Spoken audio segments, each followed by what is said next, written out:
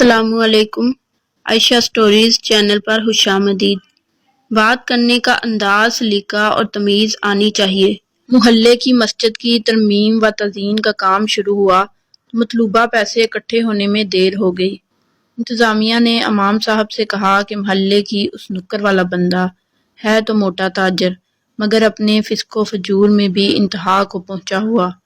مسجد کو ویسے ہی نہیں چاہتا کہ ادھر ہو، نماز پڑھتے کبھی دیکھا نہیں، اور سلام دعا کا وہ قائل نہیں۔ اگر آپ میں ہمت ہے تو اس سے بات کر لیں۔ امام صاحب نے حامی بھر لی اور ایک دن شام کو جا کر اس کا دروازہ کھٹکھٹایا۔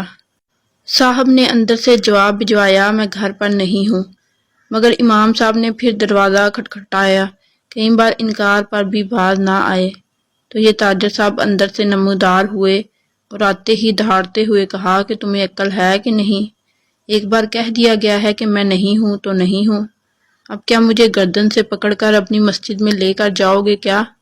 امام صاحب نے اپنے آنے کا مدعا بتایا تو صاحب اور بھی ناراض ہو گئے اور بولے کہ ایک تو تمہارے سپیکروں پر کی گئی تمہاری باں سے تنگ ہوں، اوپر سے تم ادھر تک آ پہنچے ہو۔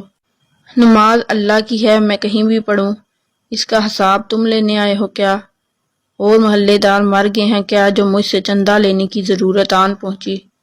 امام صاحب نے کہا، صاحب اللہ کا دیا ہوا موقع ہے آپ کے لیے، آپ کے دستے تعاون کی اشد ضرورت ہے، میں خالی ہاتھ نہیں جانا چاہتا۔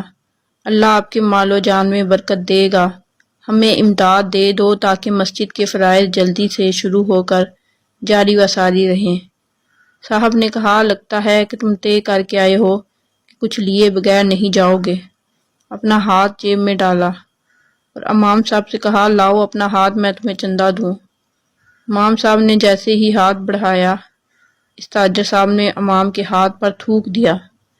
امام صاحب نے بسم اللہ پڑھ کر یہ تھوک والا ہاتھ اپنے سینے پر مل لیا اور دوسرا ہاتھ اس تاجر کی طرف بڑھاتے ہوئے کہا، یہ امداد تو میرے لیے ہو گئی، اب اس ہاتھ پر اللہ کے لیے امداد رکھیے۔ تاجر کو یہ بات نہ جانے کہاں جا کر لگی کہ منہ سے استغفر اللہ استغفر اللہ استغفر اللہ کہنا شروع کر دیا۔ کچھ لمحات کے بعد دھیمے سے لہجے میں بولا، کتنے پیسے درکار ہیں؟ امام صاحب نے کہا، آپ 10,000 ریال دے دیں۔ تاجر نے کہا، میں نے پوچھا ہے آپ کے پروجیکٹ کے لیے کتنے پیسے درکار ہیں؟ امام صاحب نے کہا، ہمیں مکمل طور پر 1,90,000 ریال درکار ہیں۔ تاجر صاحب اندر جا کر ایک چیک بنا کر لائے اور امام صاحب کو دیتے ہوئے کہا، آج سے اس مسجد کا جو بھی خرچہ ہو مجھ سے لے لیجئے گا۔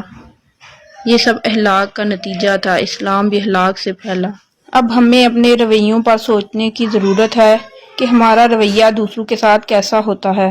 ہم تو کسی اپنے کی ایک بات برداشت نہیں کرتے ہیں اور فوری جواب حاضر ہوتا ہے۔ اللہ تعالی ہم سب کو اپنا اخلاق بہتر کرنے کی اور دوسروں کے برے رویوں سے درگزر کرنے کی توفیق عطا فرمائے۔ آمین ثم آمین۔